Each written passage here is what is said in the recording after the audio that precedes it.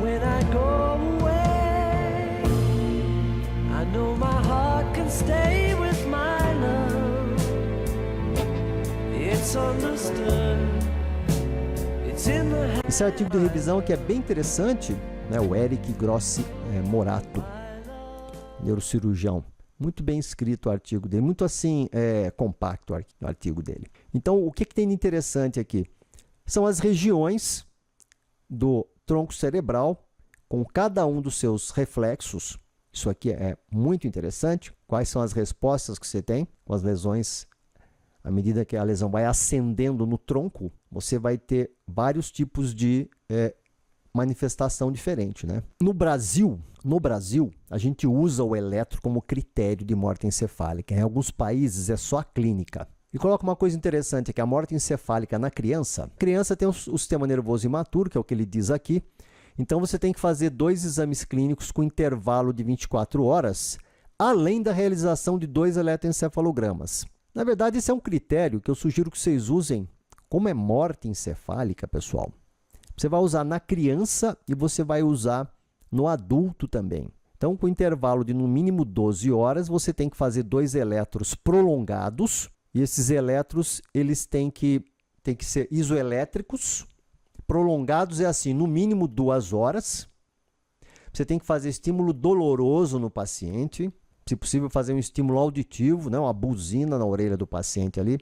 Ou então, você enrola um catéter de O2 dentro de uma cubazinha com água gelada. E aquele arzinho vai saindo gelado do catéter. Você coloca dentro do ouvido do paciente para ver se ele tem alguma resposta.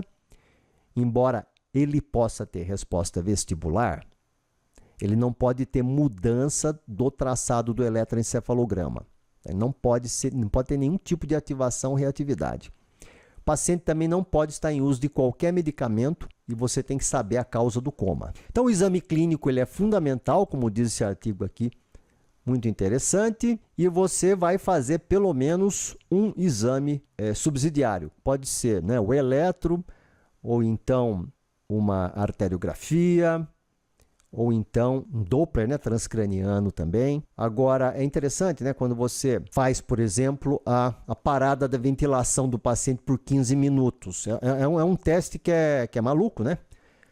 Você espera para ver se aumenta o PCO2 do paciente e se ele não ventila. Quer dizer, se ele tiver alguma célula morta ali, você parou de ventilar ele 15 minutos, você acaba de matar o paciente, né? Então, um teste que, na minha opinião, é igual aquele teste que se fazia antes, compressão carotídea. Você fazia um eletro do paciente, comprimia a carótida para ver se lentificava o traçado. Se lentificasse, ele estava em risco de ter um AVC. Já pensou?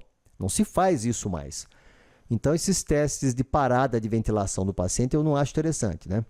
Esses outros aqui são interessantes. E o eletro tem o lugar dele, importante. Ele é importante, ele vale como exame. Aqui tem um detalhezinho aqui que eu queria mudar, que é o seguinte. Pelo menos 8 derivações, a gente não faz, né? Mas a gente usa sempre 20. A impedância você pode mudar no Neurospectrum. Você configura, editar, você vem aqui, hardware, vamos ver aqui, estilo de registro. Deixa eu ver onde é que está a impedância aqui. Medição de impedância. Aqui eu estou em casa, tá? Aqui eu estou em casa, então isso aqui não vale.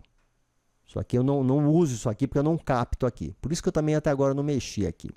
A impedância, o ideal é que fique aqui, né? Então, registro do EEG, medição de impedância, 5 e vamos dizer aqui um 7 para limite do vermelho.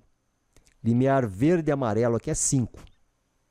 Então, é 5 quiloohms. Não pode ser 0. Isso aqui é resistência. A impedância é a resistência da pele, do eletrodo e da pasta. Ela é a somação das resistências, impedância. Então, ela não deve ficar em 0, porque daí está em curto. Mas o ideal é que fique em 5.